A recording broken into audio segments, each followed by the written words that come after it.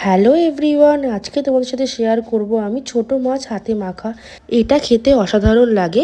আমি সবাইকে বলবো তোমরা সবাই একবার ঘরে এটা ট্রাই করো। আজকে তোমার সাথে রেসিপিটা আমি শেয়ার করব। নিয়েছিলাম মোরলা মাছ। মাছের মধ্যে নুন আর হলুদ দিয়ে মাছটিকে ভালো করে মেখে নিলাম। শীতকাল মানে নতুন নতুন রেসিপি। এবার কড়াইয়ের মধ্যে তেল দিয়ে দিলাম। তেল গরম হওয়ার পরে মাছগুলোকে দিয়ে দিলাম। এবার মাছগুলোকে পুরো লাল লাল করে কড়া কড়া করে ভাজতে হবে, কারণ যত কড়া করে ভাজা হবে তত মাছ মাখাটা খেতে টেস্টি হবে।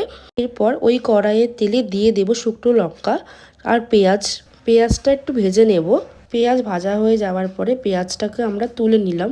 এরপরে দেব রসুন কুচি। রসুনটিকে অল্প করে ভাজলেই হয়ে যাবে। সব কিছু একসাথে ভাজা হয়ে গেছে, শুধু কাঁচা লঙ্কাটিকে অ্যাড করেছি। এবার পালা হচ্ছে সব কিছু একসাথে মাখার। তবে একসাথে কিন্তু সব মেখে দেবে না, তবে স্টেপ বাই স্টেপ তোমাদেরকে মাখতে হবে। প্রথমে রসুন আর শুকনো লঙ্কাকে ভালো করে মেখে নিতে হবে। তারপরে দিয়ে দেব ভেজে রাখা পেঁয়াজ, তারপরে দিয়ে দেব কাঁচা লঙ্কা কুচি, দিয়ে দেব কাঁচা পেঁয়াজ। এরপরে ভালো করে মেখে নিতে হবে। এরপরে দিয়ে দেব ভেজে রাখা মাছগুলোকে। এবার সব কিছুকে একসাথে দিয়ে ভালো করে মেখে নিতে হবে। দিয়ে দেব এবার ধনেপাতা কুচি। এবার ভালো করে মেখে নিলেই তৈরি ছোট মাছ হাতে মাখা। এবার গরম ভাতের সাথে মেখে খেলে ব্যাস, আর কিছুই লাগবে না। তোমরা খেয়ে জানিও তোমাদের কেমন লেগেছে। টাটা।